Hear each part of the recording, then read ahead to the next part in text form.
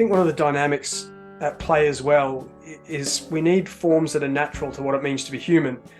And people don't instinctively open up with a group of 15, 20, 70, 200, 3,000 people, especially when it's on cue and you've got 2 minutes to have a meaningful interaction. What you're watching here, folks, is these two pastoral folks who are theologians and philosophers sneaking by a CEO, just a cold, hard capitalist who wants statistics. What are you thinking? Because I suspect you are thinking, sounds stone cold crazy. Stone cold crazy? What's that about? We're in part 2 with Dr. Dave Benson with the London Institute for Contemporary Christianity. We're going to talk about alongsiders, whatever that means. We're going to talk about being with people as disciples are called to be with people. Relationships. Carmen LaBerge is with us also to help make some really great points, great insight. This is a conversation that you want to catch when you think about leadership's role in making discipleship happen in any Christian community. Here we go.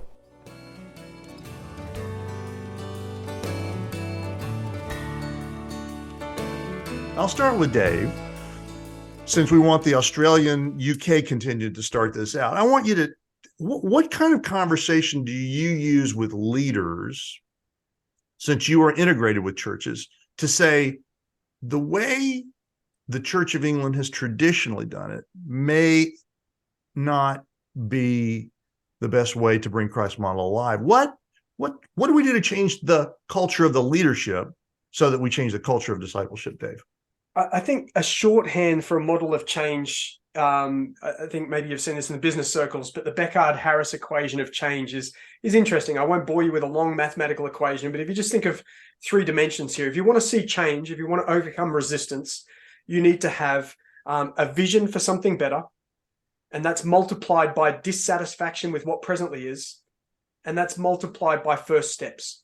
So if you want to have that to be greater than the resistance, you need vision, dissatisfaction, and first steps.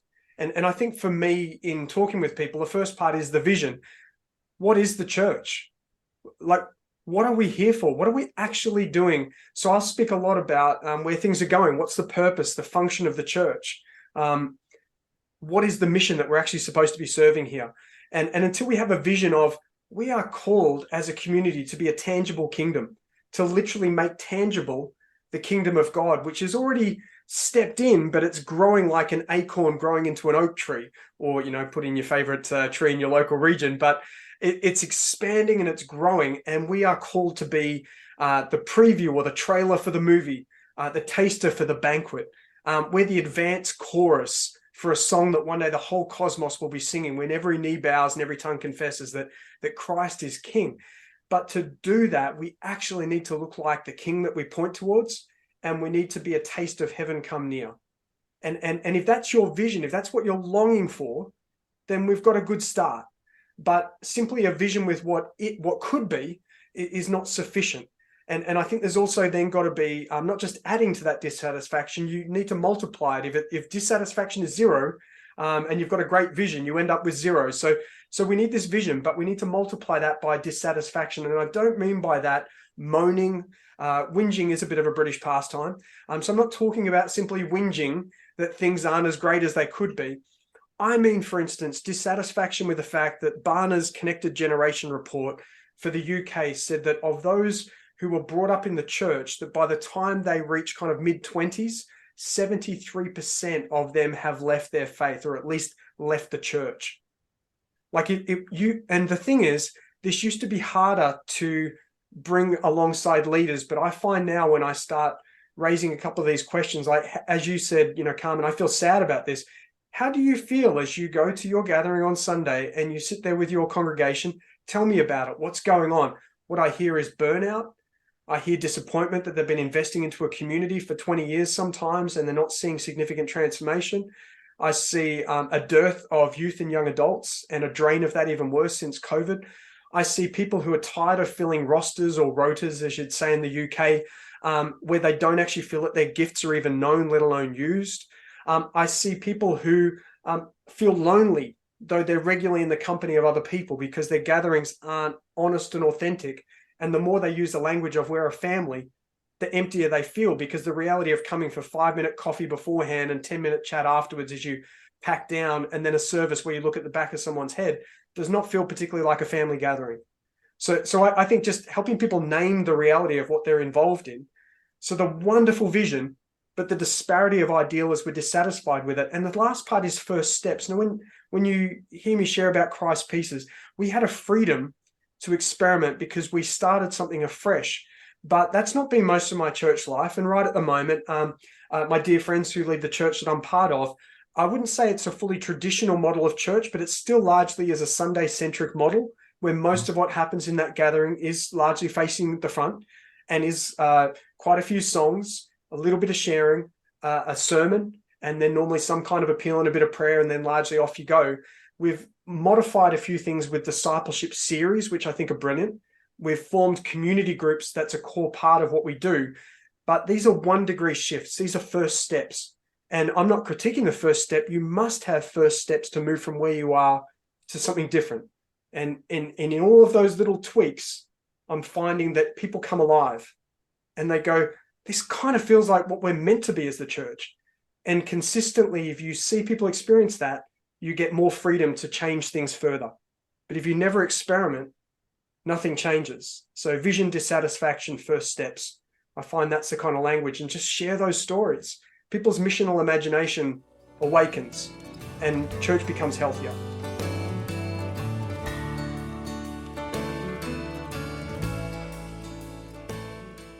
I'm going to toss this one back at Carmen, because what I want to know is, what is the ethos of most discipleship in most churches in the West? When we hear these statistics, like less than 20% of pastors have ever been discipled, less than 9% of people in the pews have ever been discipled in Christ's model. Carmen, what is it like here in the West? What would you say? It makes me sad. People don't know what they're missing. And they don't even know that what Dave is describing is possible. They don't think anybody is really being discipled like Jesus discipled the disciples. And so when they hear the charge, that they're supposed to go and make disciples, they just assume that means that they're supposed to make sure that whatever kids they have, if they have kids, get baptized at the appropriate time, so that, their ticket is punched, which of course is not salvation, and certainly not discipleship. And so I think it's sad. I'm sad. And I'm a person who, spent a lot of years in the context of congregational ministry, and striving to create methods and avenues and processes through which Christians could be formed, and recognizing that everybody shows up deformed, everybody. The information model, which is not a transformation model, but it is the Reformation model, it just tends to stomp out anything that would be, frankly, a fresh wind of the Spirit. And so I'm not saying that where I am in my environment, we have it all figured out. I'm not. I attend a very traditional church in terms of this conversation. And if my pastor is watching right now, he is thinking, she's outing us. We're not making disciples. We're not.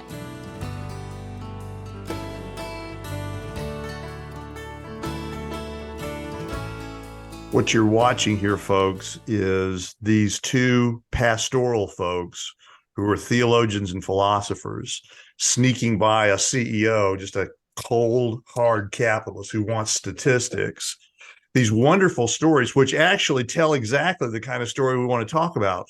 Leadership has to think about the environment they're creating for the people that are around them, or discipleship suffocates. And Dave's illustrating that. Carmen, what do you think about it in America when you think about leadership? What kind of a conversation would you have with leadership on this? Actually going to ask you, Dennis, after having heard what Dave has said, I was going to ask you, what are you thinking? Because I suspect you are thinking, sounds stone cold crazy. Like this Like that sounds like Yes. that sounds like a mess.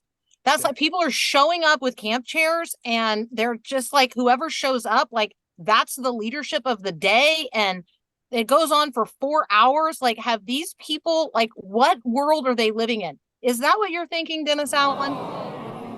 Well, it was the Dennis Allen. Okay, I'm gonna be totally honest with you now. Isn't it terrible when people say that? I'm gonna be totally honest with you What were you now. before, man?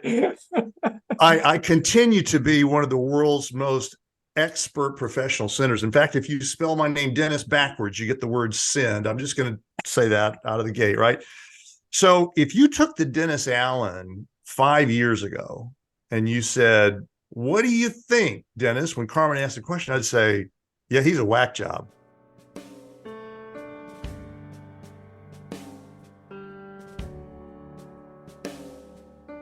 Could I be so annoying as to ask a question of you both? Sure, Carmen first. Yeah, I'm feeling like an interviewer here, but what's one shift that you've done in the gathering that you feel has really made a difference so that when people scatter, they are sent as disciples? What kind of experiments, however small or big, have you seen that you're like, oh, that felt like it really came alive? I'd love to hear in your context. So I have been not in the church where I'm currently worshiping, but I have been in a worshiping community where during the service there was basically open mic time, and there were microphones set throughout the sanctuary, and people were expected to give reports from the field. Yeah, awesome. Expected to share how God used you and showed up and presented opportunities in the workaday world.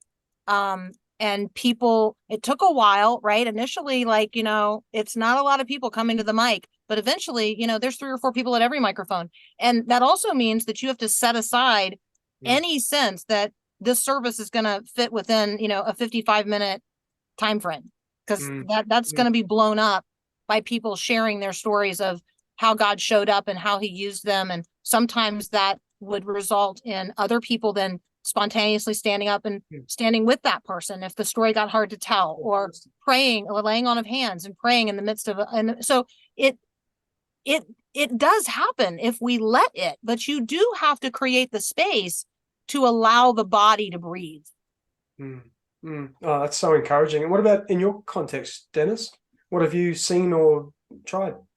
My career is in turnaround corporations. I go into corporations that are in trouble and I work on turning them around. So this was something that started tracking in my head years ago, both in the church and my leadership roles, as well as in the corporation. And here's the game change that I think. And I think this is an incredibly large hole in the fabric of American Western discipleship. We have no wingmen, we have no mentors, and we have nobody following in our wake to learn behind us. So we don't understand what you guys are saying sometimes, because there's nobody walking alongside me tomorrow afternoon saying, hey, when Carmen or Dave preached, what was that about exactly? Forcing me to have an answer. And or when you were screaming at your spouse the other day, what was that all about? And or you're in a crisis right now of X, Y, or Z. How are you handling it? What are you going to do about that? We are lone wolf Christians in Christianity. We run solo. We don't need nothing from nobody. And so the change for me, the change for some of the cultures and the organizations that I'm working with, both in Christian institutions as well as some that are not necessarily Christian, is getting a wingman or a wingwoman who is flying close enough aboard with me to be able to see when I'm in trouble or when I'm about to get in trouble, and when I can watch them and stay close to them. And together we can drive the expectations of Christ's model forward. We don't get that in the West. We do get education. We listen to your sermons. We take notes. We have great resources online. That's fabulous. We participate in ministries and mission trips and small groups, and those are all fantastic, but there's nobody usually, like, think sub 9%. There's nobody who can actually look at me and say, you're not okay today. You're not okay, either theologically, vocationally, spiritually, emotionally, intellectually. You're not okay, or you're doing great, and keep pushing it. I think that's a huge hole. What do you think, Carmen? Has that got any traction with you? 100%. Yeah, 100%. And we're not allowed to be failures in public, right? I mean, Talk so about that risk. You brought up the word risk a minute ago, and pastors are facing risk. Track that for me, would you? well, I mean, I just immediately one of the things, Dennis, that you've said a couple of times, you've referred to me as preaching. Well, that does not exist in the world that I now operate in. Women don't preach. So pick a different word, because otherwise nobody can hear you say anything because they're just hung up on that one word or subject. And so I think that we have a lot of, I mean, we just we have to take a deep breath. I think that the way that I'm overcoming it is I'm embracing what Titus says about women. And I know I'm old now. Like, I'm a grandma, so I'm now old. Dennis and I are not saying that. That's not our language. I know, but so here's the thing. Like, once you arrive at the grandma stage, you can start talking to people like stuff. You are like allowed to be wise. And so I've invited myself in. In fact, later today, I have about an hour before I'm due to be at the home of one of the women that I just pressed myself into her life. I mean, she's had 3 babies in 4 years. And I'm like, you're not coming to church. Like, she's not coming to church. Or if she is, she's coming absolutely exhausted. And and whatever we're talking about there is not meeting her needs. So I prepare a meal. I take it over there 1 day a week. And I just sit and I just say, how's it going? What do you need? How can I help? And I mean, I don't have like a plan of discipleship for her. But it's life on life and it's nurturing. And I can tell you this, her husband sees the evidence of it because my husband is in a relationship with him. And so, I think that we just have to, like, is that big and high profile? And, is I'm going to see my name out there somewhere about that? No, but I don't need nor want that. I want authentic relationships where the body of Christ is modeled as I see it modeled in scripture. And I'm trying to reproduce it not only in my life, but in the lives of others. I think one of the dynamics at play as well is we need forms that are natural to what it means to be human. And people don't instinctively open up with a group of 15, 20, 70, 200, 3,000 people, especially when it's on cue and you've got 2 minutes to have a meaningful interaction.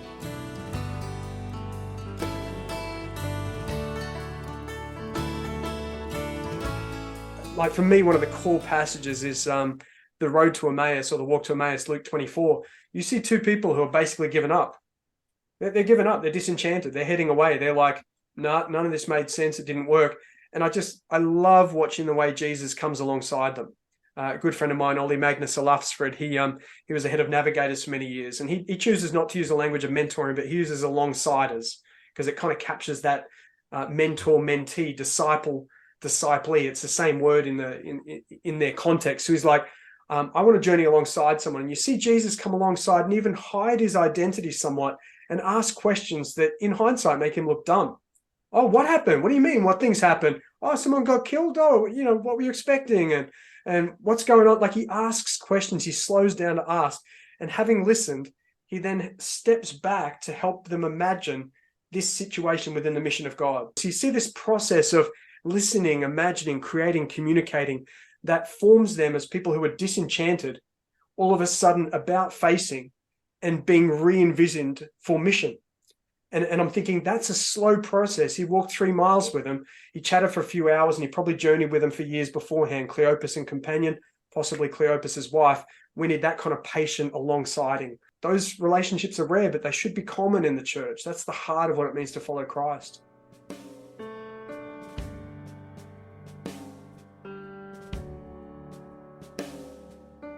But you're not playing fair in the church. You're disrupting. You're subverting this whole process. Carmen, talking to leaders, what would you say to the American church leader today if we want to try to really change the game in discipleship? What are your thoughts? Figure out who you have to get permission from to imagine a different way, to experiment, because it's risky. But people are dissatisfied. I mean, there is a level of dissatisfaction. And so I think that if you are a leader in a church and you recognize that, then now's the time to say there is a different way. There actually now are models we can look at. There are people we can talk to. There are examples of how to do it differently. And so do we have permission? Can I get permission from whoever it is that has to give the permission to allow it to happen, to try some things, to try one thing?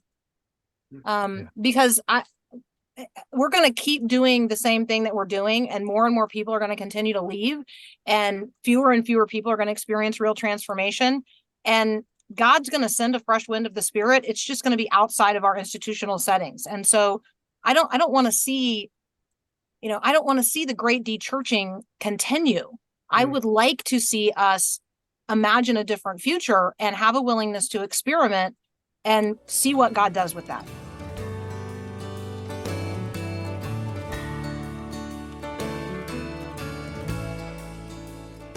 Dr. Dave Benson, London Institute for Contemporary Christianity. You're a disciple, you are a husband, you are a teacher, you're a philosopher, and you have really helped us think about discipleship today. How, I know people are going to ask, do we track you? How do we creep you? How do we stalk you if we want to find you? Probably easiest is, if you want to check out our work with LICC at the London Institute, licc.org.uk. You can track down some of my stuff there. I run wisdom labs and do long form courses like Be Wise. And this might sound a bit old school now, but Facebook actually is kind of a helpful way, because I don't so much use it to say, here's my family holiday. I tend to just share stuff that is inspiring me and challenging me, and try and share out of the overflow. So I'm regularly just posting things that we're doing, thinking about, engaging, trying to amplify voices that I think mess it up a little bit, but create a greater vision for what could be. So it's maybe a way that you can easily get hold of some of the stuff I'm doing. So that's just Dave Benson. Hopefully you'll find me there. Yeah. You're seeing on the screen Dave's website information as well as the LICC. Great place to check out resources as well as what Dave is doing. And don't forget about Carmen's work with Faith Radio, Mornings with Carmen. Great broadcast, but just get ready. She will ambush you. So as you listen, be very careful and listen a lot. Carmen, thanks for being with us today. Thanks so much. What a privilege. Dave, great to have you with us today. So good to join with you both, and really enjoyed the conversation. Thank you. Would you help the church think more about discipleship? Would you help us get the conversation started to talk about the biblical discipleship Jesus gave us? Please follow us. Our website, www.thediscipledilemma.com. You can find us on YouTube, LinkedIn, Instagram, Facebook, and all the RSS feeds. If you'd follow or like us, you'll help us get leverage in the digital marketplace to talk about the fact that discipleship needs to be talked about. And as always, folks, thanks for listening.